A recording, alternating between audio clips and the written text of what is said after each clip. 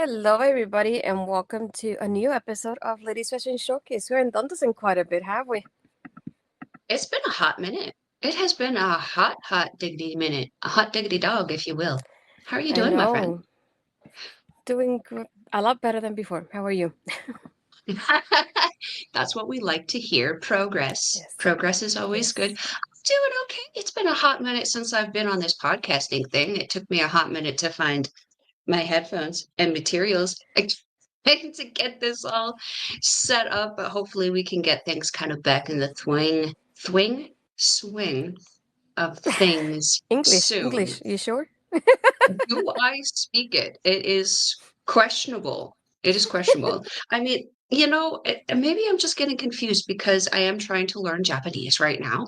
Would love to be able to understand the Japanese commentary because sometimes the English commentary on pro wrestling, especially gets a little bit upsetting. Upsetting. We'll say that. But yeah, we have a very special episode here today, though. I am very excited that you asked Oh. me to be here. I mean, it's one of those things like I know we saw it at different times, so we both gonna have like different views on this. So it's gonna be very interesting. But we're here Mhm, to talk about the movie Queen of the Ring because it's coming out this weekend on digital for mhm. purchase, and it returning to theaters in some theaters. It's very limited as well, as we learned through this ordeal that this movie had a Yeah, very limited release. As we learned because I saw it first and then you saw I think like almost a month later, if I'm not mistaken, more or less something like that. I think so. Yeah. Yeah. So I figured we haven't talked about it. I've only talked about it once, and I feel like once is not enough. To be honest, I wanted to have it on my Mhm. platform as well somehow. So why not talk about it today? Um, Yeah. we'll start, I guess, from the beginning. Like, how did you feel about the movie? I mean, overall, I had a great time. So, first of all, there was very limited theaters in the city that we were able to go to. So, I'm not gonna lie, I did have to. Thankfully, I went with my former podcast partner, Andre C., who's also an OLE contributor, as well as our good friend Peggy, who's also you've done work with. I think OLE has done work with. She's on Marvel Talk quite a bit on OLE. When we went down there, it was a journey to find the theater. We were a little lost, but we had a good time finding it. When we got there, there were so many people from our local wrestling community that came out to see this movie on the same night because it came out, I think, only had a couple showings. It was, again, very limited showing, and we kind of felt like we were like, at one point, Peggy felt like she was hounding people, trying to figure out what was going on. Um, but yeah, got into the theater, had our snackety snacks, had our drinkety drinks. The movie, though, oh my gosh. So give this movie a solid 8 out of 10 for overall. There was certain points, just little, I'll say micro points within the movie where, how do I word this? It felt like the acting was not quite 100% genuine. Like it felt like an episode of Raw where some of the people like Cora Jade or Natalia Neidhart, when they're delivering lines, they don't quite sound like you hear the words that are coming out of their mouth, but they don't quite sound, what's the word I'm looking for? Like maybe realistic.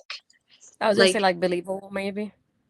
yeah, it didn't sound, the tone did not match the Hmm. situation, but it didn't do anything to ruin the moment at any point in time. For me, it just felt like a really, it's going to sound weird, a long episode of Raw, even though I haven't watched Raw in a really long time. That's what it felt like. It felt like instead of watching a story that progresses over 2 or 3 months with like 5 or 10 minute promos on Raw or SmackDown leading up to the kind of final match, it felt like an hour and a half long of following just a singular story through the wrestling plot, and I actually really had a good time with it.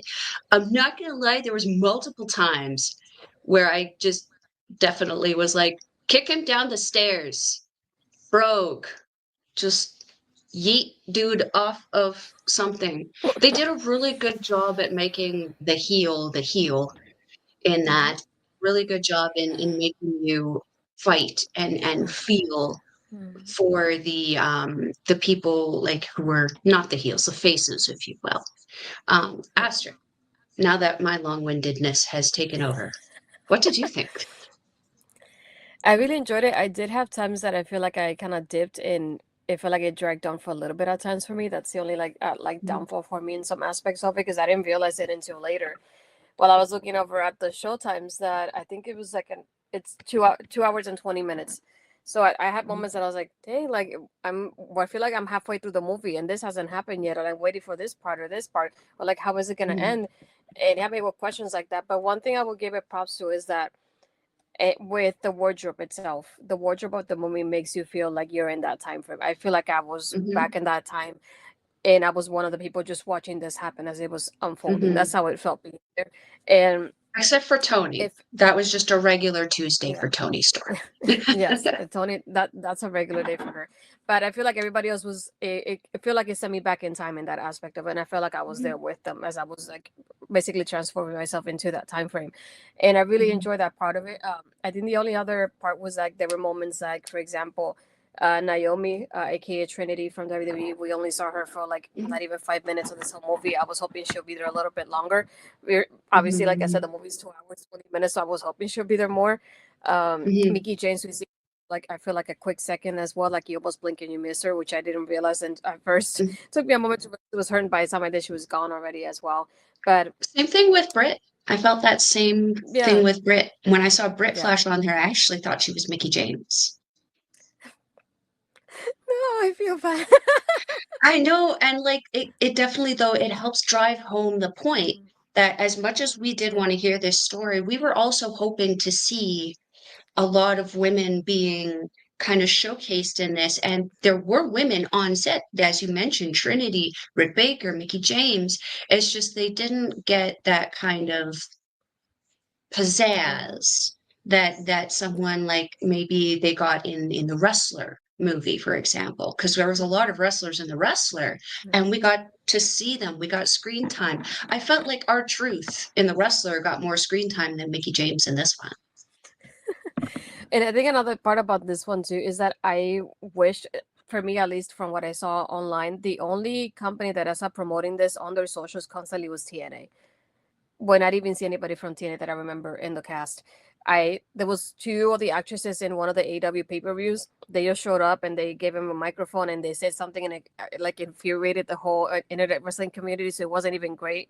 And then WWE, like they posted people in the movie premiere, like Trinity with her neck brace after everything happened with Jay Cargill, which I love her keeping up the storytelling even in real life. Props to her for that.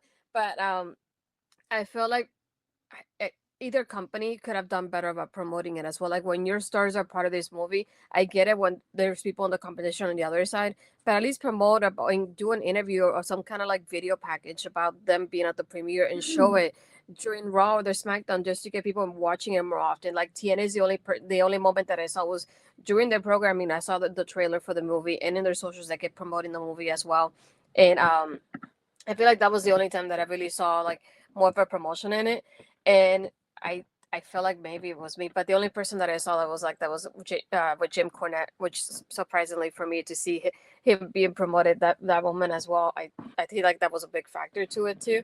But yeah, I Mhm, wish I would have promoted this a little bit more, especially with the ladies here.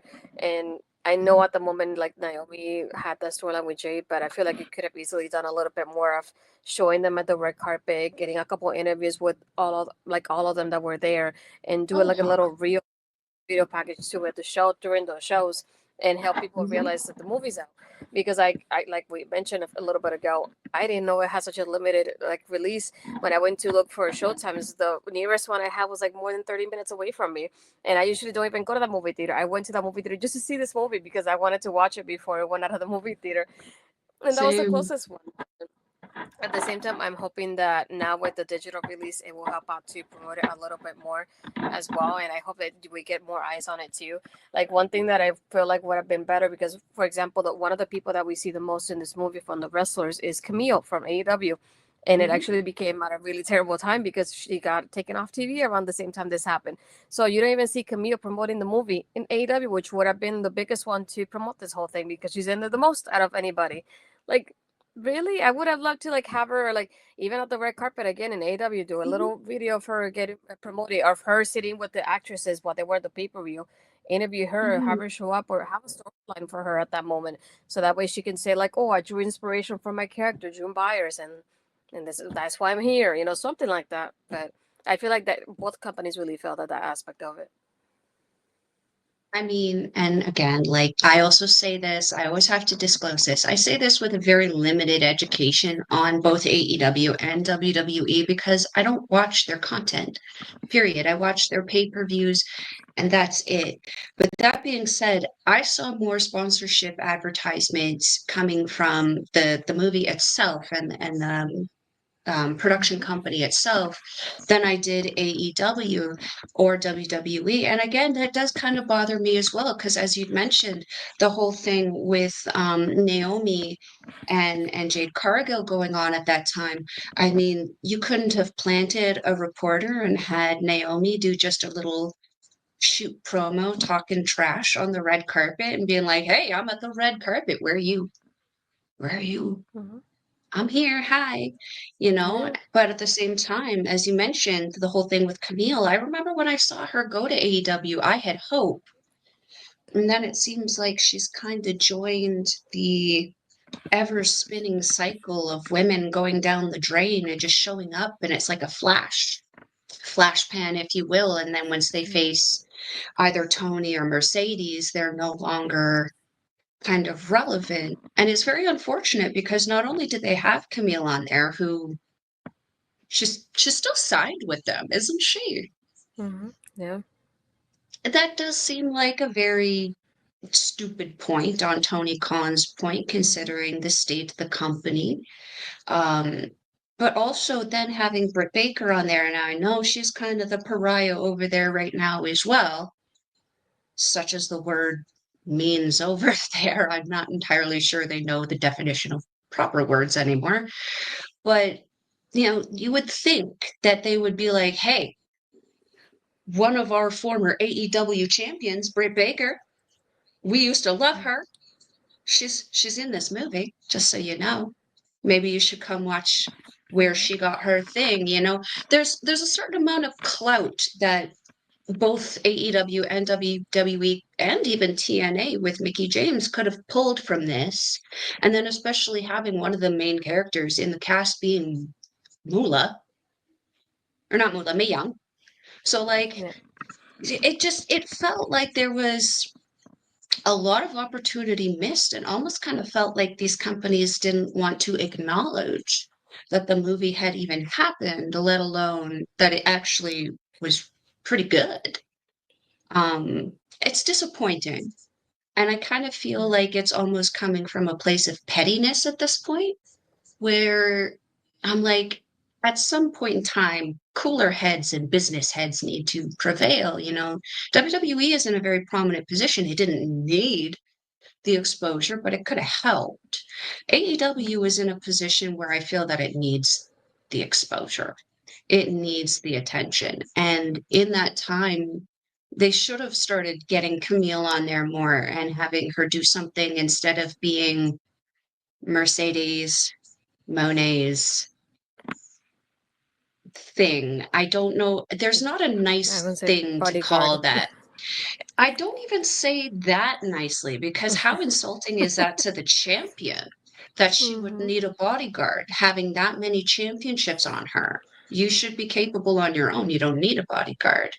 You could have it like a security case, but even still, like it's Yeah. still degrading to one of the Hmm. longest reigning NWA champions, right? Yeah. And, and And thinking considering about how people. great she did too. Yeah, and I feel like and one that would have been so easy would have been Tony Storm, Timeless. Like her characters, her being around that time frame anyway. So it's like that could have been another easy one for you to bring up because one of the actresses that was there at the pay per view at the time, I forgot what question they asked her, but her answer was like, one thing I learned from the movie was basically that everything's like predetermined, and you guys know you're gonna win before you even come out of there. That was her answer. like in front of like the whole audience with a microphone that everybody could hear. So everybody's like, "Why would you say that on a pay-per-view?" I'm like, you gotta think of something else to like another way to promote this rather than just having the actresses there at ringside. They're like, and everybody's so Yeah, quiet. And that's so yeah. awkward. It's like, girl, come on now. Come on now. We didn't have to say that out loud. It was one of those things where we just know that the point of the Right. show is to suspend the reality to make it feel like it's not. Mm-hmm. A proper Yeah. wrestler can make you believe that it's not predetermined. Mm-hmm. Yikes. Yeah. Yeah. And going back to the movie, I know I felt this way. I want to know if you felt the same way. I feel like it Mm, also had a really good balance of um her character here, the main character, and Mildred mhm. in her personal life and her professional life as well. I like Absolutely. that we get to learn not only her life and how she grew up as well, and her marriage and kids, family, all that stuff, but also learning Mhm, how she was breaking out not only for herself but for other women. I love the fact that mhm, she wants to use her platform not only for like use her name to motivate other people to uplift other women as well as they show you in the movie and mhm, to get things started and get the ball rolling for other women. It's like if I can do it, then we can add more women to this. And even at mhm, the end, we see her, competing with her ex-husband. Spoiler alert! At that point, to to do that rival company here and to draw in women's wrestling to show that women can actually wrestle and that it could be led by women and have such a woman-centric like. Imagine a male-dominated industry the way it is with wrestling. So I feel like the movie had a great balance of like showing us both sides of her. Did you feel the same as well? mhm. Absolutely, yeah, and I liked how the continuity just kind of flowed into, like, the scene from previous. Does that make sense? I don't know if I worded that right. The personal life stuff that you would see, it would flow into the wrestling part and still be able to be seen, and then it would keep progressing. So, yeah, I did like how it was very simple to kind of keep up with. There wasn't a whole lot of room for confusion or error. Like, I'm a very simple-minded amoeba when I watch any kind of entertainment. I need what's being told to me to be done in as straightforward a manner as possible. So you can tell that, like, M. Night Shyamalama Lama Lama Lama Ding Dong, however you say his name, is not something that I particularly like watching because of the amount of thinking you need to do. But yeah, I totally agree with you, and I definitely see how each scene kind of flowed to the next. Also fed into how I felt about certain characters in the movie. You know, you start to really hate the husband character. You start to really, especially as a woman, Mhm. start to feel that you're behind Millie and like you would be one of those girls who'd be tiny but mighty, just knocking Mhm. people out. Yeah, I also really enjoyed to see how the friendships and the relationships of the women either started or just how they altered or changed, grew closer, grew apart based on things that they were doing. There were several moments where the husband was in the well, he's not a great husband. And he was, hooking up with some of the other girls who were maybe not aware that him and Millie were together or who Yeah. were tricked or whatever. Some of them did it willingly, some of them not. But it was interesting to see how they dealt with it. Mhm. It kind of like she befriended and actually became stronger allies with some of the people who were initially on her husband's side of the game. So it's a very interesting way to kind of show the growth and strength of relationships, but then also to see the relationships kind of going on between the other guys. The Mhm. husband's son, how that relationship, what that different time, man, a Mhm. different time to be in love with your mother. Mhm. But yeah, to see also how the raising of Millie's son was happening on the road, how everyone just kind of came together, kind of took care of him. It was big family until it wasn't. Yeah, I actually really enjoyed that story. There was like a secondary kind of Mhm. story, not just about the sport, but also about like family, what it really Yeah. meant to be family in professional wrestling. I think that's also what I was thinking about, that it felt more realistic in that aspect too. Like you mentioned, the part of like the husband getting together with the other ladies because he promised them a spot, and that's how it used Mhm. to be, and even sometimes how it is nowadays still, even thinking about it in 2025. So I feel like even thinking about it now, it felt very, very realistic in that aspect of it, of how women are treated in the wrestling industry and how they're not Mhm. taken seriously unless there's a man like basically behind them or giving them that support as well. So seeing that aspect of it is like, oh, nobody wanted to give her the chance until he gave her that chance. So I'm like, if you think about it, that way, if it wasn't for him taking that chance on her and that leap of faith, she wouldn't be where she was. And it's a lot similarly to what happens now still, and it's incredible thing like that happened so long ago, and even still to this day it's still like not exactly the same, but it's still very similar in so many Mhm. ways. And It's I just can kind of I modernized. yeah, I kept thinking it's like this is still basically almost the same as it is then, and just incredible to think like how much time has happened and Yeah. not much has changed as much as you think about it, even with the women's revolution and everything going on. I like, People you see gonna this and peep. it still happens. It's just incredible seeing that. It It's is, yeah. People gonna peep, unfortunately. And yeah, as you mentioned, it's times have changed. It's just people not necessarily have. Yeah, I did like you said also the fact that the women get together and they create such a bond with each other just because they want to Mhm. do they want better spots and better things for them. It's like if we don't support each other and get together from here and team up, then it's not going to happen not only for us but the rest of them moving forward as well. And I like that, that kind of trope of like we us being together. It's like kind of like what they said, the found family trope, and seeing that happen with these women, and Mhm. the fact that not only because they're women but because they want to be female wrestlers, they create such a unique bond with each other that it was nice to see them like even like in real life, taking rights from each other and supporting each other how they could as well, and even at one point training together to just to be able to change things and make history, because that's really what they wanted to do.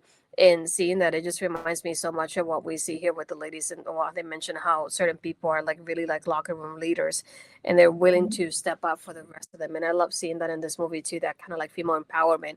And when you leave there, you Mhm. feel like I want to do that too, even though you're not a wrestler too, but you kind of want to join in and support them in the same way. I mean, you say that until you do the training and you take your first bump and then you're like, nah, I'm good. That was the experience I had. Yeah. You take your first Yeah. bump and it rattles every vertebrae of your spine and you're like, I'm better in the crowd.